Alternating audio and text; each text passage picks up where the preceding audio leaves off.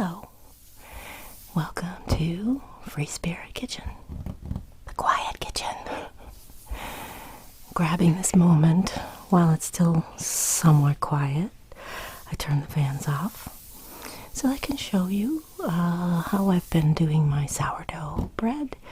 I've got a good starter going, and it's really easy. So I, years ago, used to make sourdough bread, and then I stopped, and then it seemed so technical when I was interested in starting again. I don't know.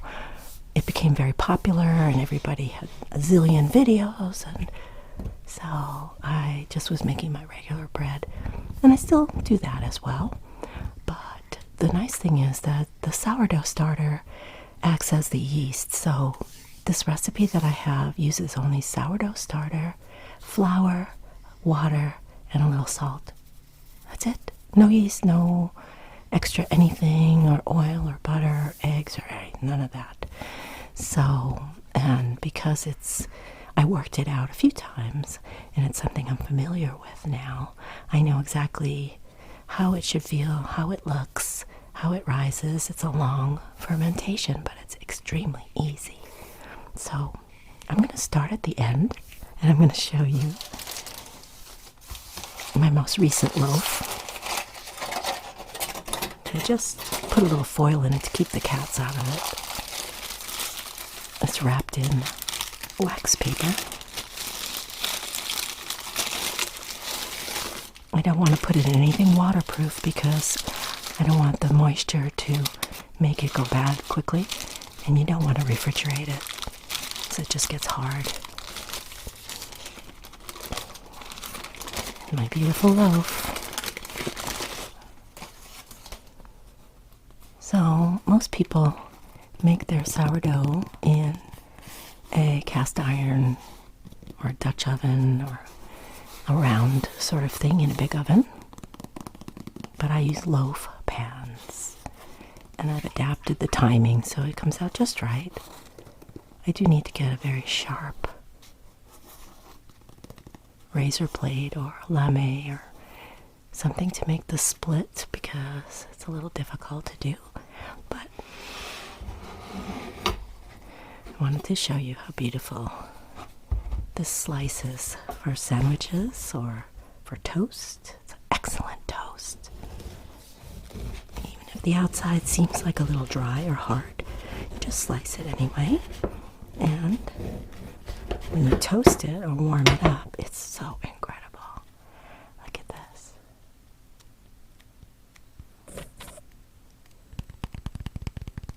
Nice and soft. There's a good crumb, as they say. Lots of little bubbles. Nice and even. I like it, this style for sandwiches and things.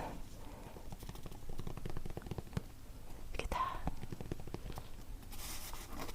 And a crusty crust. Not too thick all the way around.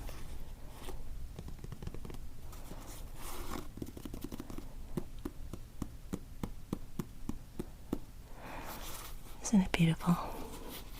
It smells really good. Just the slightest bit of sour. So, my stomach is growling. So I'm going to have some toast and a cup of coffee. I've been using some really nice dairy butter. And you can put any kind of spread with it. It's really good with peanut butter or with any kind of sandwich that you like. Bread, you know. And because it has no preservatives and has no artificial ingredients, it doesn't weigh you down and it doesn't feel stuffy when you eat it. So I don't buy bread anymore.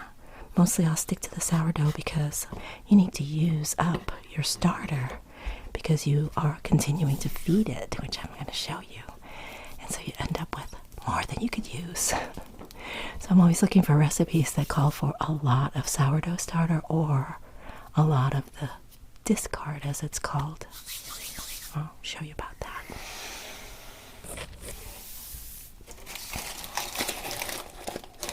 I'm going to rewrap this later. Keep it fresh. So I've been making 2 loaves at a time because I do have 2 nice loaf pans. I've had these for, oh gosh, 30 years, 25 years.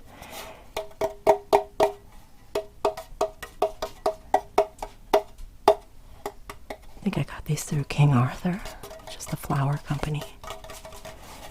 Nothing ever sticks. They're like perfectly seasoned. I just use a little bit of avocado oil, a little sprit, and then I spread it, and that's it. Light oiling.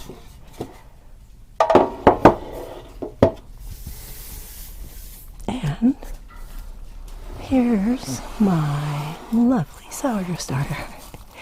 It's in a temporary bowl because I'm cleaning out, or I did clean out, the container that I keep it in. So yesterday I moved it into this bowl and I fed it, which means I gave it some flour and some water, that's it, and mixed it, and now it all bubbled. It doubled in size and then came back down. You could see on the edge where it had gone all the way up to there and then fell back down.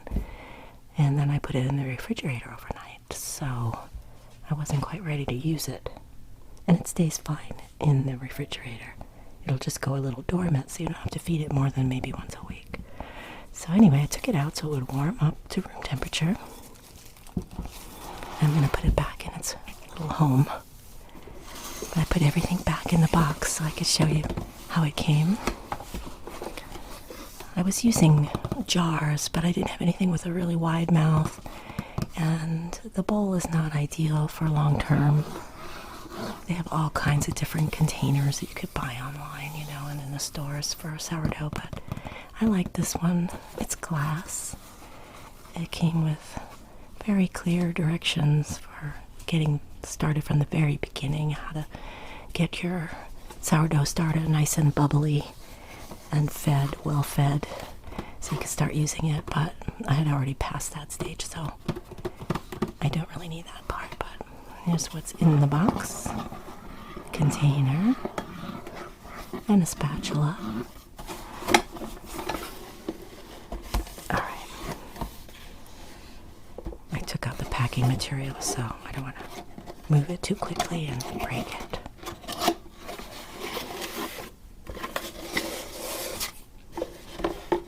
So here's the jar.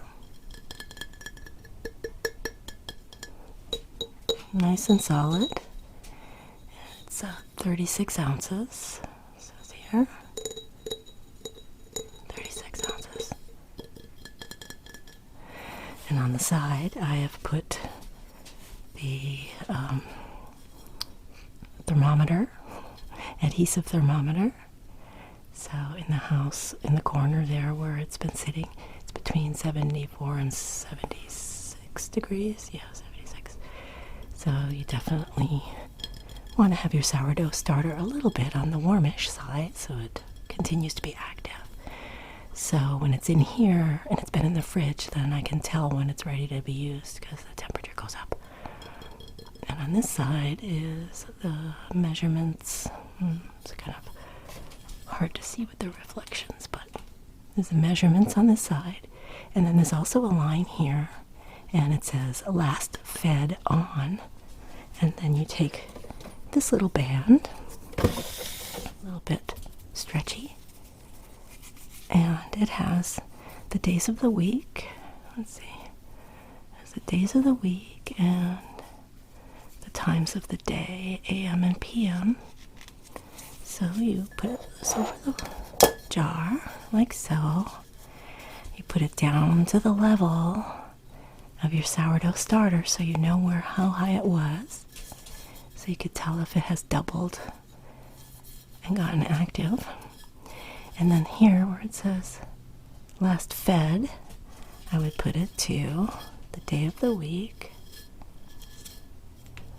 and the time of the day. So it would be noonish on Sunday.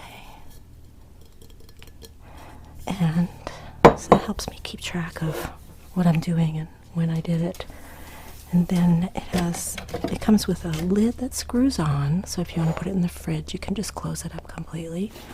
Or when it's sitting on the counter, because it does rise and fall, it has this cute little, sort of like a chef's hat, with elastic that just fits nicely over this.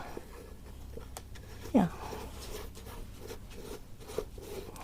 So I'm going to go ahead and put this sourdough starter. I'm going to give it a mix. Oh, and also comes with a spatula that you have to put together for some reason.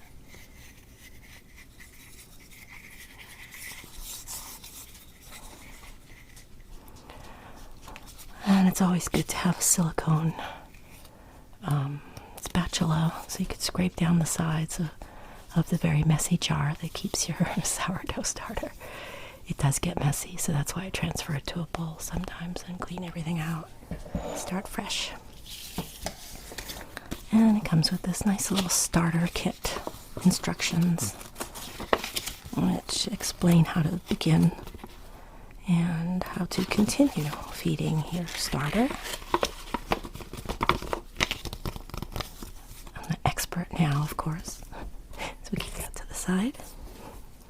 And then, when you have a lot of sourdough starter, you actually don't use all of it, because then you have to keep increasing the amount of flour and water that you add. It just becomes unmanageable. So unfortunately, there is some, as they call it, discard. I have a jar that I keep the discard in because you could still use it. You can't, it won't rise like the bread dough will. It will a little bit, but you usually need to add a little yeast. But you can use it for pancakes, or, there's other recipes. There's lots of recipes online for sourdough discard, it's called. Yeah, otherwise you just, it goes in the compost. So, because I can't get to be having that much, because I don't bake the bread more than twice a week. So I'm just going to mix this up right here. You can see the bubbles as it warms up a little bit. It gets more bubbly. Just got myself in the face. And I'm just going to mix it all up.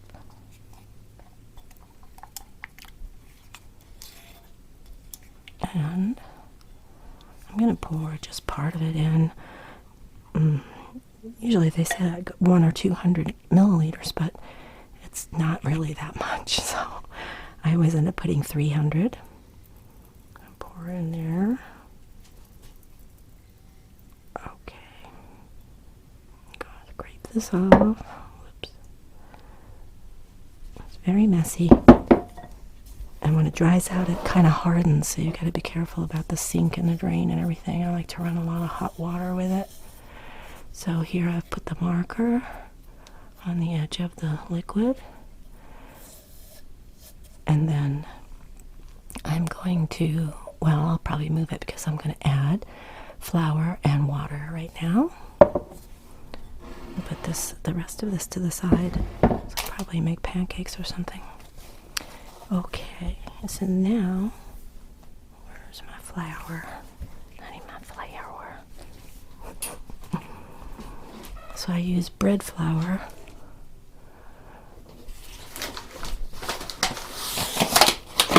And I really have to buy more at a time because I've been going through quite a bit of it. Feeding the sourdough a cup every time, and then when I make the bread, it's 500 grams of flour, so, okay.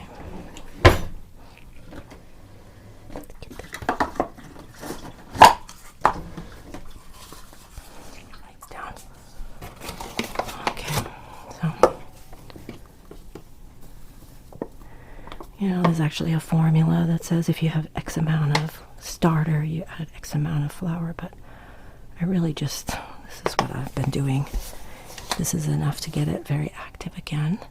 So I'm going to add, I have so many shadows here. It's quite bright outside. And I've got a light over there on the other side. Okay, so I'm just going to hold this funnel. Yeah. And I'm going to pour the flour to the top, and then just shaky, shaky. It's just easier because every time I try to pour flour into this jar, I make a mess. So this way it all gets into the jar. And then I'm going to add a cup of water.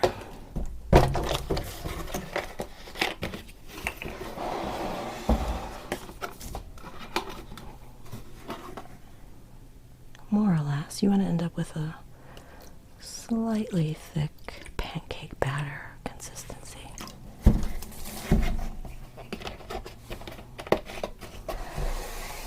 Okay, here we go.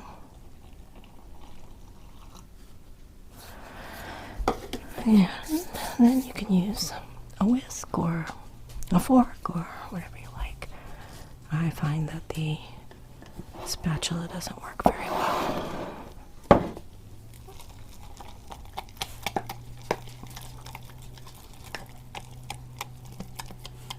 It's a little lumpy to begin with. That's okay, just keep working it. It's not really delicate. I was so gentle with everything in the beginning, and now it's just like, get it done. Just do it. Okay, so that's pretty good. You can see it's a little bit thick, but still drippy drip. Drip drippy. Okay. And then I like to take the spatula and just clean down the sides if I can. Just go all the way around. And push it down.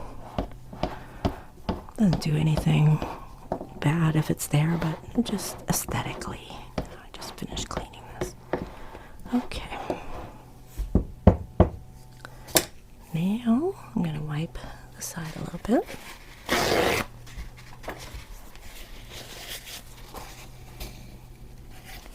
And just do this while it's still wet, because it's a lot easier than when it gets crusty.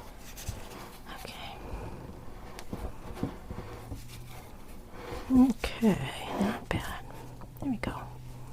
So now you can see we have quite a bit more, so I'm going to slide this up to the edge of the liquid. And when it rises, it's going to go to the tip top. So I'm going to be leaving this out. And I'm not going to put the muslin cloth over it. I'm just going to use this plastic, because it's going to get messy. Now, this is fed sourdough starter, and usually let it sit for a while till it bubbles up and then slowly comes back down. So later today, I will be continuing this video because there's a couple of steps. The first is to prepare your sourdough and have it out at room temperature. Then you want to take 50 grams of the starter. I usually end up taking about 70 because I just can't believe how well it all works, and it just seems like such a little bit. But I have my scale, and I measure 50 grams of the starter, and I add 300 grams of water, and then I add the flour, 500 grams of flour, and a teaspoon and 3/4 of salt, and mix it.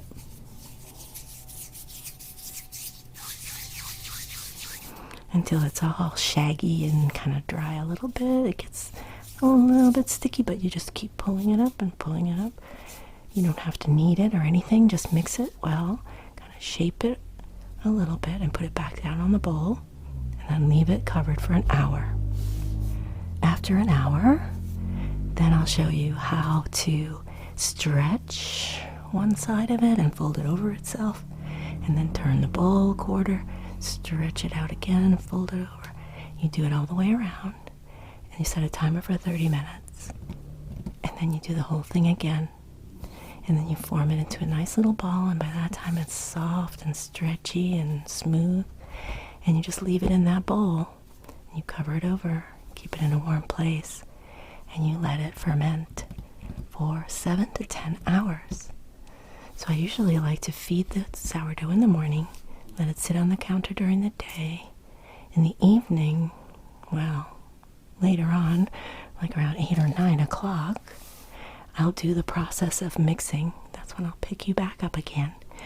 We'll mix it all. We'll make the original dough. We'll wait the hour. We'll fold it and stretch it and fold it. And then we'll set a half-hour timer. Fold it, stretch it, fold it again. And then we'll wait until the next morning, tomorrow morning. And then I'll show you the final product and how I put it, shape it, and put it into the loaf pan. And then bake it. And it takes about 45 minutes at 375 Fahrenheit to get it nice and golden brown and nice and crunchy on the outside, bottom, and the sides. And also because, I forgot one step. When in the morning after it's fermented and we shape it and we put it in the loaf pan, we're going to let it sit for an hour or two in the loaf pan because it's going to rise. Sometimes it gets really big, and when it does, then you have to score it. Sometimes they do like an arc, and they do all kinds of fancy shapes and things, and that's fine if it's in a big Dutch oven, but since I use the loaf pans, I just like to make a slice on either side, so it gives a release for when it's rising, so it doesn't fall to one side, because I actually have done that a few times. But I don't make a really big score so that it opens up and does that typical sourdough shape, because I like to use mine to slice, and all the slices are even. Yeah. Well, that's my primer on sourdough from my personal experience. And I'm going to go and eat some toast and have some tea or maybe some coffee. I'm kind of sleepy. And go do a few things outside. And I'll pick you back up later tonight when we're ready to do the mix and the setup. Okay, I'll be seeing you in just a minute. Okay, bye for now. Welcome back. It's not the same day. I forgot that I had the shoer coming this morning early, and if I set up the bread last night, I wasn't going to be able to bake it, and I wasn't able to tend to it in the proper timing, so I decided to wait till this morning. Got up bright and early, got everybody taken care of, fed and walked, and ready to just relax for an hour or two while the shoer was here, and he didn't show up. Oh my goodness. Sometimes we push it till later in the day, 11:30, 12 o'clock, but usually that's in the winter when it's really cold out and we wait until it warms up a little bit.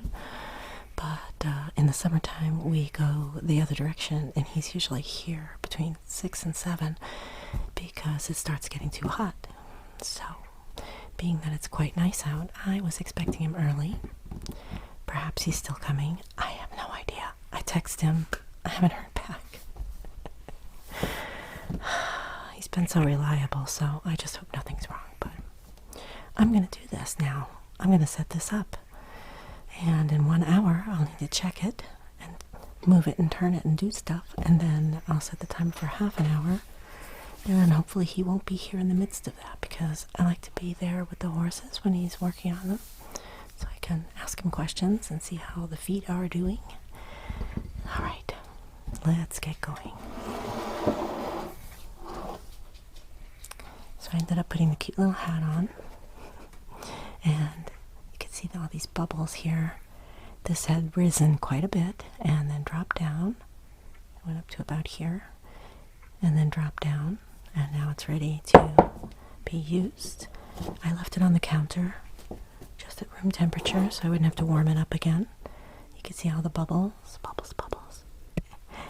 So we're going to mix it up a little bit, and then we're going to weigh out. Oops.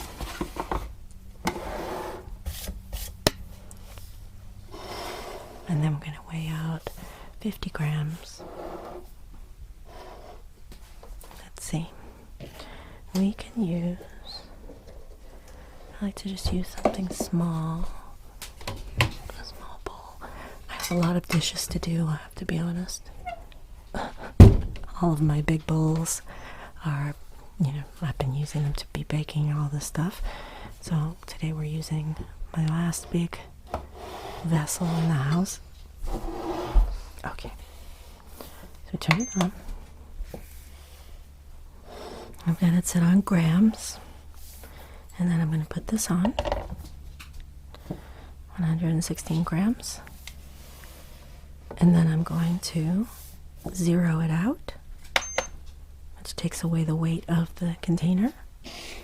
And now I'm going to add, let's see, I need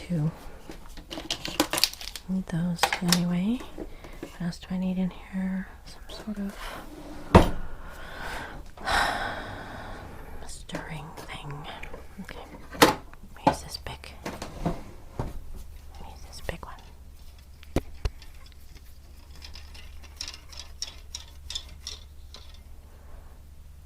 It's silicone coated, so it doesn't scratch your pans, your bowls. It'll probably just barely fit.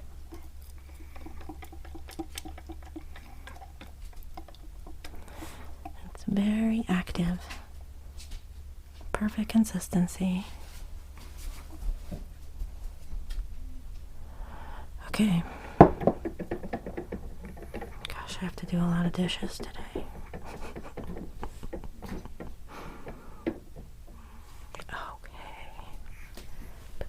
Here. Now we're going to weigh out. Oh, look at all the bubbles. So good, so good. Nice and sour. Okay. Going to zero it out again. Shift it. Now we're going to put, it says 50 grams, but I usually end up at about 70. Oh, 72. Yep.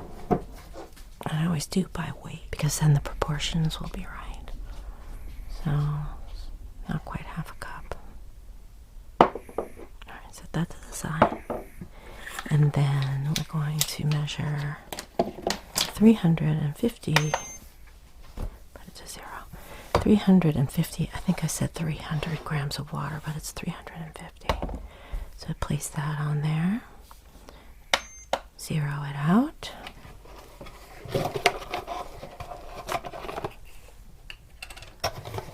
Water,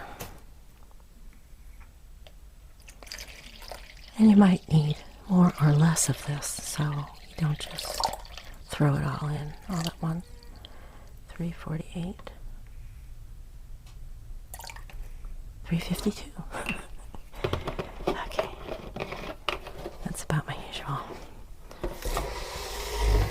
Mostly I do two batches and two separate batches, but at the same time, and set them up to ferment and everything together, and then use the two loaf pans. But this time I'm only going to make one because I still have that other loaf that I can eat. So I'll just make one this time. So there's 350 grams of water, and we're going to add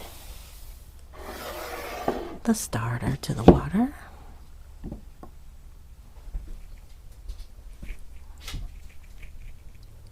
And this is when I could use that spatula. Let me get it over here.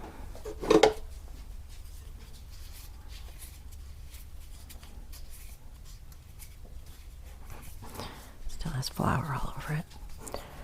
Okay, we're going to mix that in. Like so. Like so, like so. Mix it, mix it, mix it, mix it, mix. Looks like milk. And then we're going to measure 500 grams of flour. So I'm going to pour this mix in here.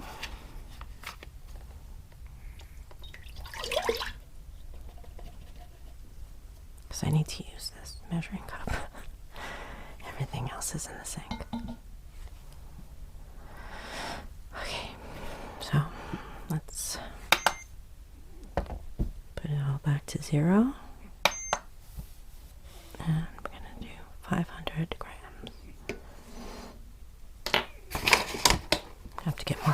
flour too. Always using a lot. But I think it turns out to be cheaper than buying bread for sure. And I always have a lot of waste. It goes stale, or I put some in the freezer and I forget. It just doesn't taste as good for sure. $3.50, $400. I have to go to the store. I'm gonna have just enough for this batch. 502. Still a tiny bit left in there. So there we go. And I'm just gonna add the salt to the flour first. Let me get the container, because I usually only keep out a little dish with salt in it.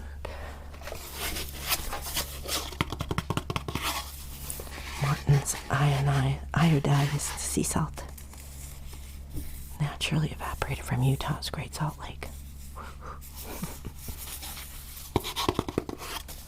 Okay, so we're going to use 1 3/4 teaspoons, almost 2.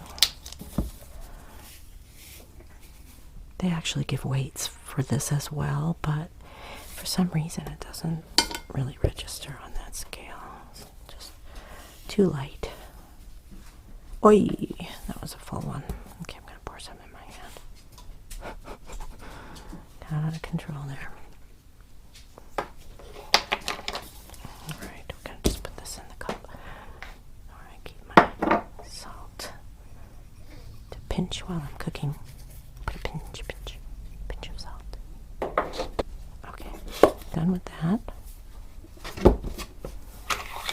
And that's it. I'm just gonna mix that salt in with my most useful utensil. When you live alone, you can do what you want, you know.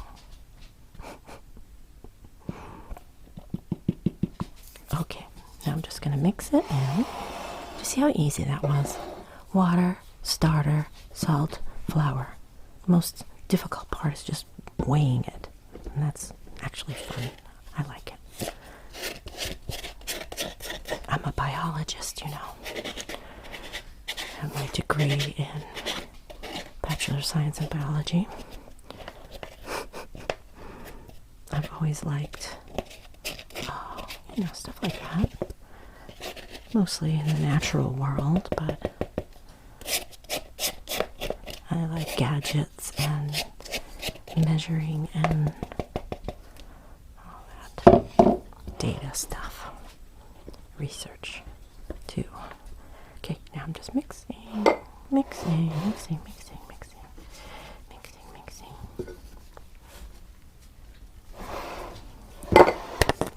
I'm just banging into everything over here. I hate it when I have a messy kitchen. Alright, here we are. And as soon as it feels like it's pulling together, I'm going to use my hands and just shape it a little bit. Make sure we scrape up everything from underneath.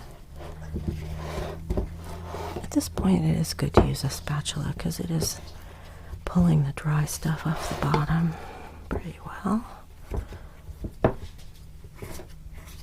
Just have to keep an angle on the blade. There we go. All right. And that is coming together very nicely. See that? Can you see that? I'm sorry, I have a cat with breathing issues behind me, and he's eating, so he makes a lot of snuffly noises. And the dog got up and got discombobulated in the kitchen. My little blind dog. He knows he's in the kitchen, and he knows I'm in here, but he can't figure out what's going on, so. Okay. It's super, super sticky, and that's okay. It will incorporate the liquid into the flour. But I'm just going to sprinkle a little bit more on the top, just so it doesn't stick into this container so much. Yeah, just roll it around a little bit. Oh, yeah. Better, better. Now he's going to give himself a bath over there, so I'm going to have to listen to that more. I swear, I can never get timing right anymore. That's half the battle with making cooking videos, because once you commit, you got to do it. It doesn't matter what's going on over here. And this is nap time, so I tried my best. I'm going to sprinkle just a tiny bit more. And when I say tiny, it's like 2 tablespoons or something. Okay, there we go. Look at that. Okay. So you don't have to knead it. It's very soft and stretchy. And a little bit sticky, but I'm trying to make sure that the outside has a little bit of that flour. I'm just going to get any loose flour worked in on the outside. Okay, and that's it. And I basically shaped it in a round form.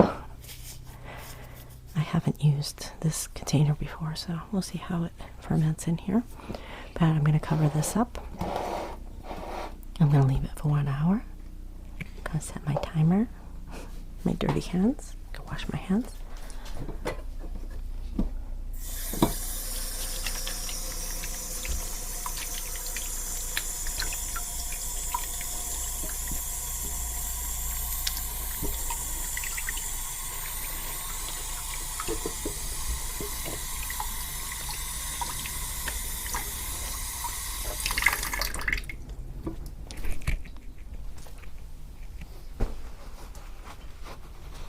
Okay, all cleaned up. So that's ready to go. I'm just going to put a cover over it. I'm going to use just a tea towel, whatever, hand towel. Just going to cover it up. And it's warm enough here in the kitchen. I'm just going to let it sit for 1 hour. Set my timer. Timer. Let's go to timer. Yeah, I set my alarm this morning. I never have an alarm, but sometimes the shearer comes here really early and he'll text me, I'm here, and I need to be out there already getting the horses out. So I got up really early today. Okay. Let's set it for 010101, because, you know, I like those numbers. Start. And I'll be back in an hour, and I'll show you the stretch and fold technique. And then it'll be another half an hour. We do the stretch and fold again, and then shape it nicely and let it rise for 7 hours, 7 to 10 hours. Okay. See you again very soon. Bye. Ta-da! You just did a time travel. It's an hour later. And here is our dough. And it doesn't really rise like a typical yeast dough. It just relaxes and absorbs all the moisture and kind of ferments. So this is the first step. You want to make your hands a little bit damp.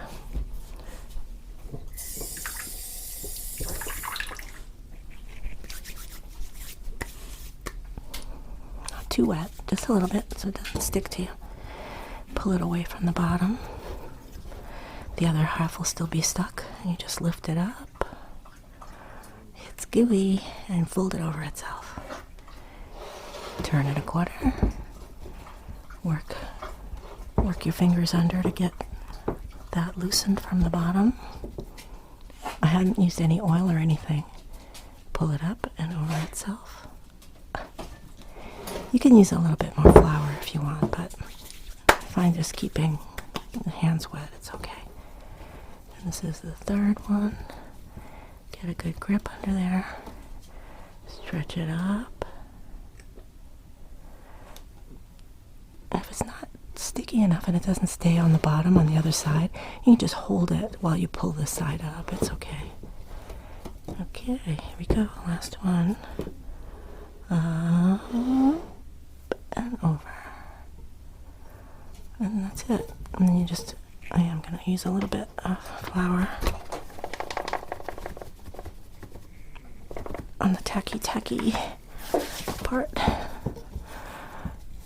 And I'm going to just lift it a little bit, get it unstuck a little bit. There we go.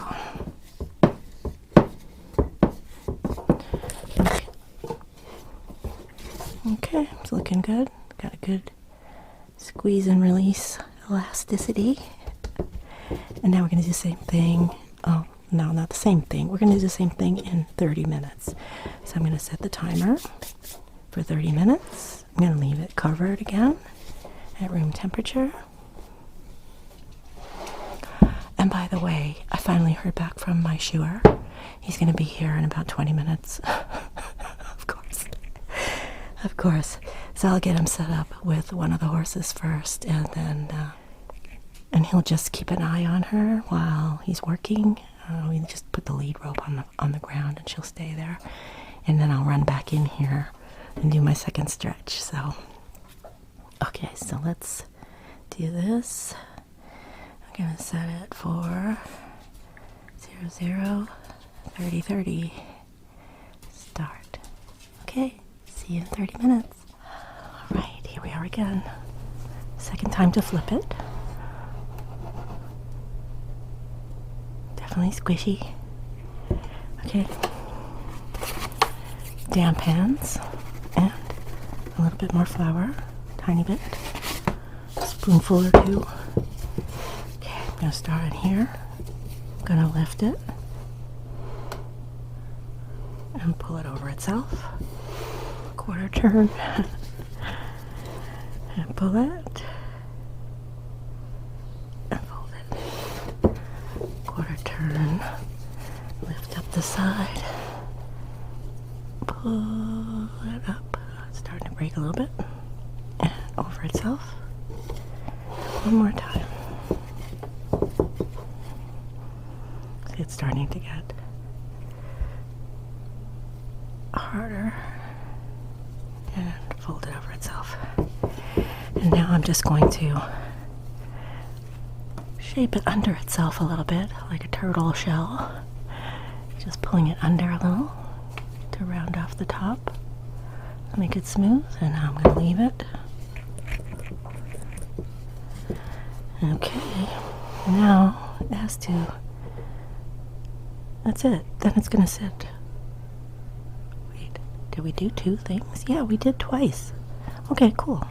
Because I'm thinking, oh my gosh, the shoer is here.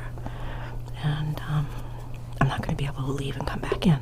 But this is fine, because here's the second stretching and folding. And now we're going to set the timer for 1 to 2 hours. And then we're going to, no, this is the rise. Oh my goodness, I'm so confused. I usually do this at nighttime.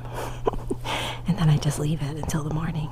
So this will stay here all day and just relax and rest. It will rise a little bit, but only about half again as much as it was. So, yeah, it's not a yeast dough, so it's different. It rises when it bakes a lot more. So once this has set till this evening, I'll come back to you. And then we will shape it and put it in the bread pan and score it and bake it.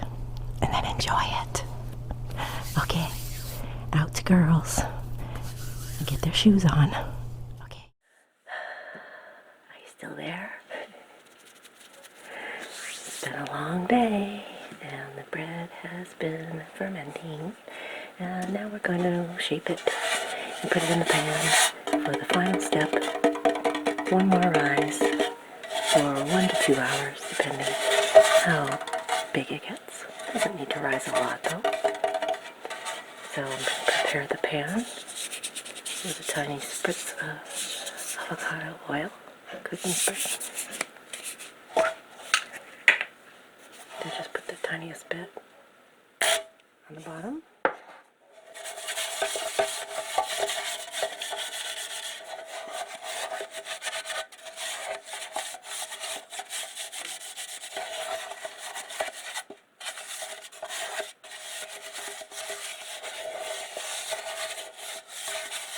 That's it. Not too much, just a tiny bit. And now, our final dough. It has spread and settled like this. It's like a seat cushion. And it is ready to be shaped. I'm going to pull it away from the bottom. Just pulling up all the little stuck bits as I go.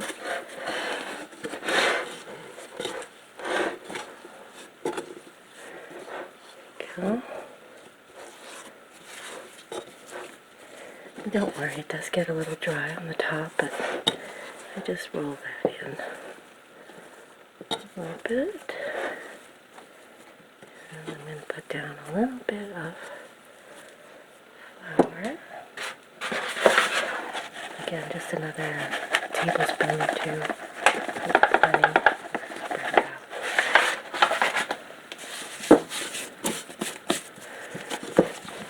I can get it on the bottom side. There we go. There we go. Oh my goodness. This texture is so beautiful. It's so silky and smooth and stretchy. So all I'm going to do right now is sort of form it to the shape of a loaf. And then I round off the top. I'm pulling it to the side and tucking it under. Like that. Nice and smooth on top. And I'm going to transfer it to my pan.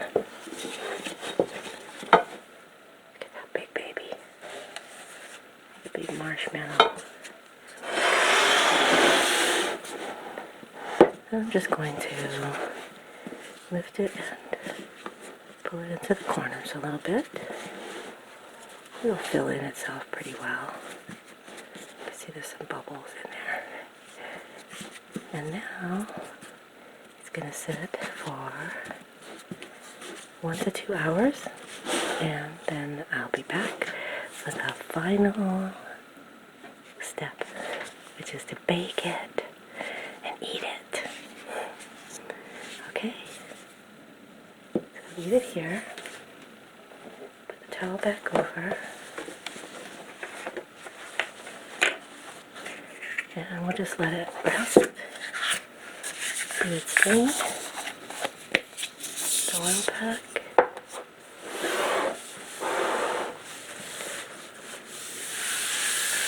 Almost there. It's very easy. It's mostly just very small steps and then waiting. So it can be done. And it's definitely easy to do the way I do it at nighttime, so that the fermenting is overnight. And in the morning I cook it and I have fresh bread early in the day. So this is okay too. Alright, I'll see you back here in about an hour or so. Meantime, I'm going to feed all the little hungry critters here. I just fed the horses. And then we'll relax for a while, set my timer, and then we'll be back. Okie doke. I'll be right. Alright, this is the moment we've been waiting for, getting ready to bake. I'm going to turn on the oven. I'm going to preheat it to 375.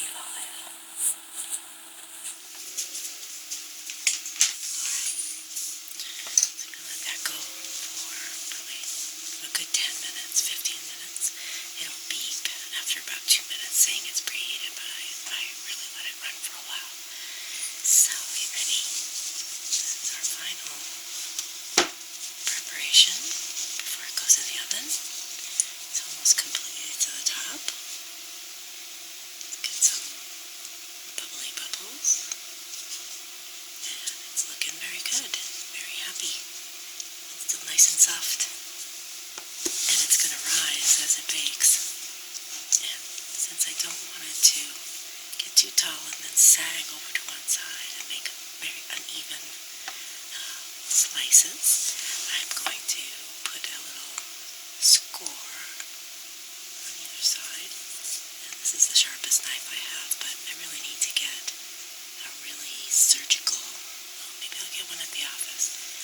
surgical blade.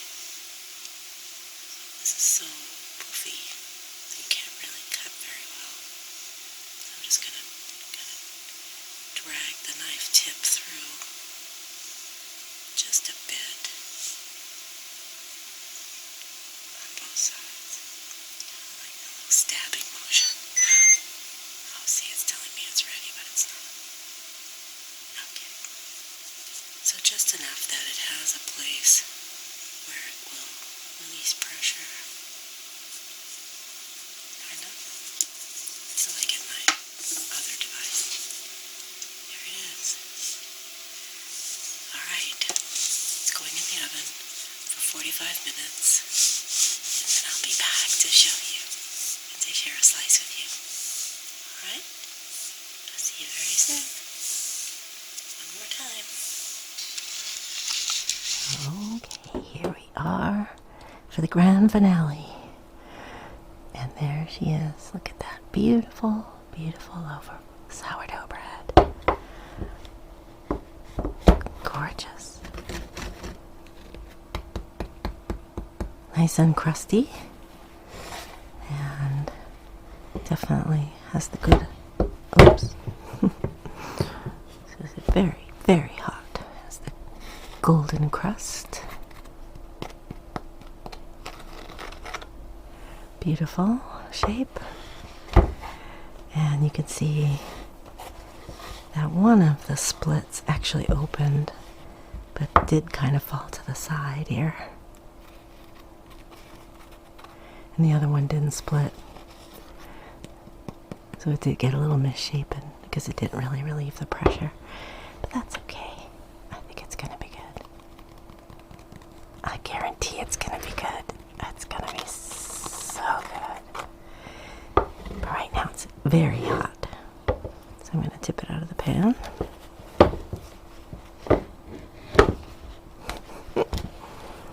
It's very, very, very, very hot.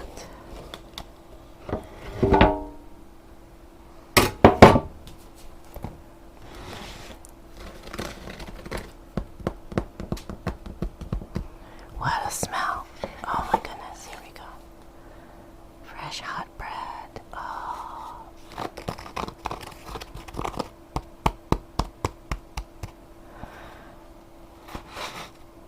This is a very consistent recipe. Once I figured out the exact amounts that worked for me, just tweaked this recipe a tiny bit. You might need a little less water. Just add a little bit at a time as you need it. Same thing with the flour. Just try not to add too much. If you want to keep it from being sticky, just use a tiny bit so that it doesn't get too hard. Whew, that is really hot. And normally I would let it sit for quite some time to cool off. And you know I'm not going to do that this time. I can't wait. Let's put it on this board and we'll serve on this board.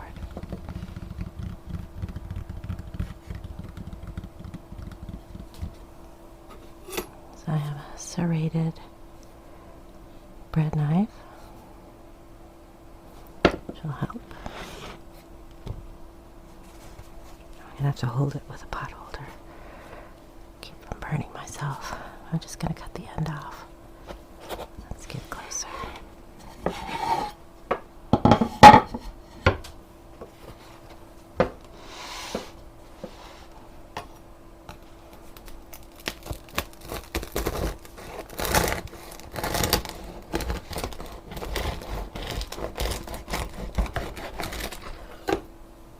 It's like a crusty loaf of Italian bread.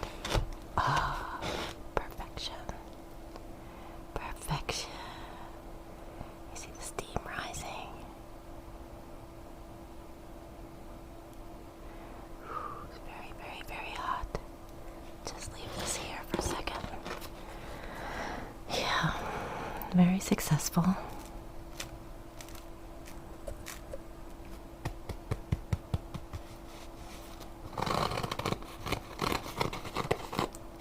Crunchy, but not burnt. not dried. Oh, I cracked it. I squeezed it. And every loaf has been coming out like this. So, now you can see how I end up with so much starter, because it didn't really take very much for us to get this beautiful loaf. So I'm going to put the sourdough starter back in the refrigerator for a few days. And when I'm ready again, I'll take it out and feed it and let it sit all day. And then use part of it. The rest of it, I'm going to make some pancakes. I'm going to get some bananas and some of the sourdough discard. And then just wing it, a little bit of flour to get the consistency. And that's about all I need, I think. So I'll let you know how that comes out. But in the meantime, let's try this.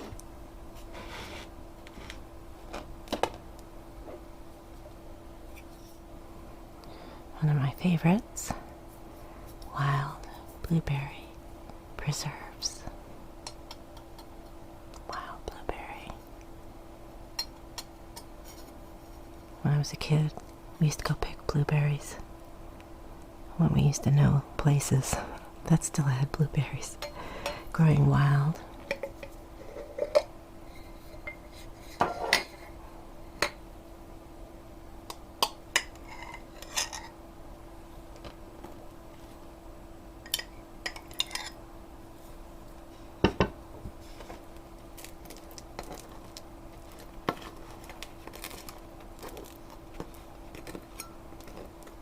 This makes great toast. It makes amazing French toast. And it's good for sandwiches because you can slice it very thinly if you prefer. Okay.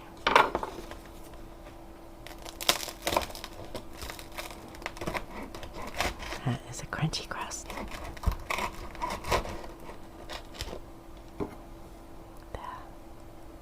Perfect.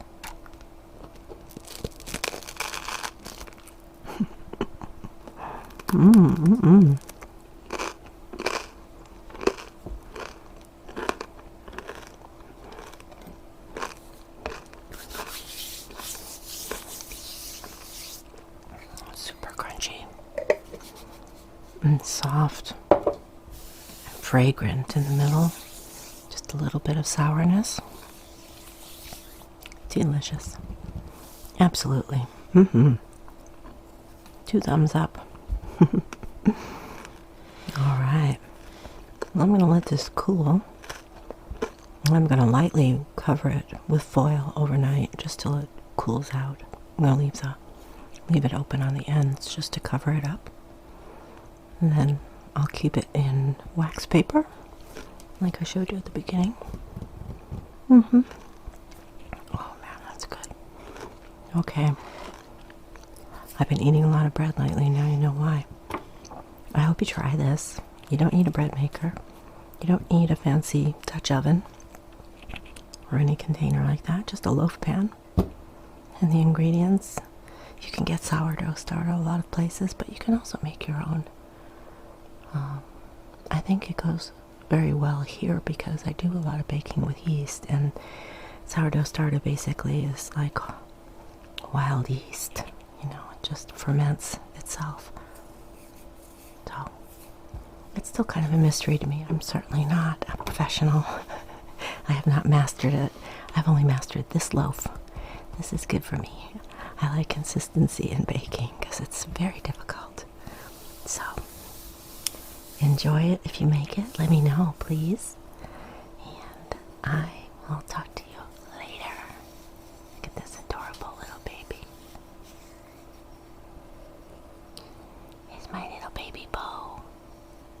My first horse. Except I didn't have him when he was a baby.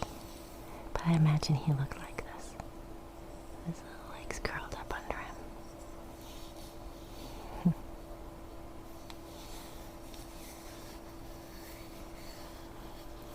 You have a good night, okay? I hope you're nice and relaxed. Thanks Thanks for watching.